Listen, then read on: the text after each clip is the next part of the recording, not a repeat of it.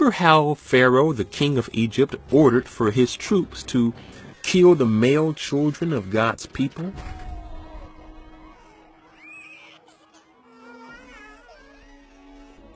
Well, Moses escaped from that when he was a baby because his mother placed him in a basket and he was sent to Egypt, right? Well, what did King Herod do? The same thing.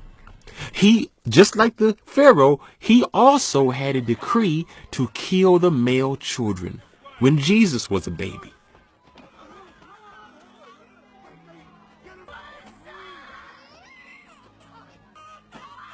And how did Jesus escape from that? Just like how Moses did. Jesus also was sent to Egypt as a baby. It's amazing. They both were babies. They both escaped from a decree to kill children, the children of God, and they both were sent to Egypt. Coincidence? No. Prophetic parallel. Let's keep going. Here's another one. When Moses began his work for God, his entire mission was to save the Israelites from slavery to the kingdom of Pharaoh. Well, Jesus said himself that his mission is to save mankind from slavery to the kingdom of Satan. Let's keep going. Moses left his royal status as a prince of Egypt and was willing to join the low status of his people in order to save them. In the same way, Jesus left from royalty in heaven, sitting at the right hand of the Father, to join the low status of humanity in order to save us. Man, let's keep going. Why slow down now? Okay, check this out. Moses spent 40 days fasting on the mountain in preparation for what God would have him to do.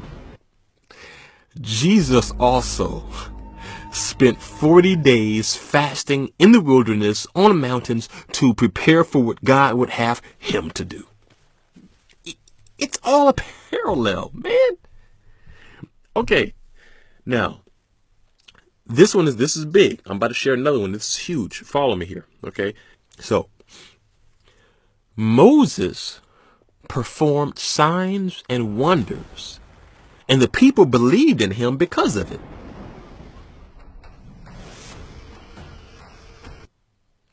But after he went on the mountain to meet God, and he took a long time to return, the people started to turn on him. They started to wonder, where is God and where are the miracles and wonders that we saw earlier? And many of them stopped believing because they began to think that Moses would never come back. Well, in the same way, Jesus also performed mighty miracles and signs and wonders.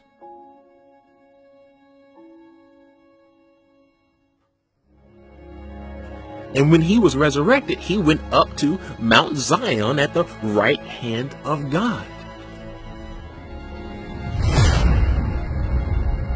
And just like in the story of Moses, many today wonder, where is Jesus? Is he coming back? Why is he taking so long? Which is exactly what the Israelites said about Moses. And many today are saying the same thing. They are also saying that, hey, we don't see a lot of miraculous signs today. We don't see people walking on water today. We don't really see a lot of the things that we saw or heard about. Where are the miraculous signs? And that's exactly what the Israelites said. They said, we saw these miraculous signs, but now we're out here in the wilderness. We're not seeing a lot of stuff like this. Moses has left us. We don't know when he's coming back. And they turned on him.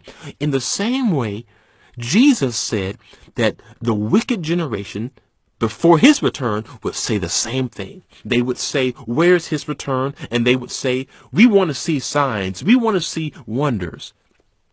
But Jesus said that the wicked generation will demand a sign. But the only sign that they will be given is the sign of Jonah. And the sign of Jonah refers to his resurrection and his return. Jesus was telling them the sign that will be the greatest of all signs will be when I am resurrected and when I return. But friends, we better be on his side before that happens. You want more? Let's keep going. Another prophetic parallel. When the Israelites turned away from God and worshiped idols, Moses asked God to forgive them. And when Moses was talking with God, he even offered his own life for the salvation of his people. Well, in a similar way, when Jesus went to the right hand of the Father, he also offered his own life for us. But Jesus, he truly did die for the sins of the world. Let's just do one last one, okay? One more. It took the death of Pharaoh's firstborn son for the kingdom of Egypt to lose its grip on God's people and set them free. Well, it took the death of God's firstborn son, Jesus, to make the kingdom of darkness lose its grip on God's people and set us free. Man, it's amazing.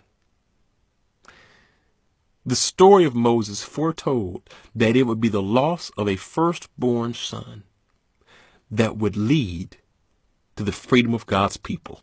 Before Jesus was born, thousands of years, his entire life was predicted in the Old Testament. Look, if you're listening to this, share this with as many people as you can. If you got to go to Facebook and post this in groups, or if you have to spread this to people at your church, do what you have to do. But if you have friends who are not believers, let them see this. They have got to see that everything Jesus said he is, everything he prophesied that he would do, it was written thousands of years before he was born. It ain't coincidence. Excuse my bad grammar. It's prophecy.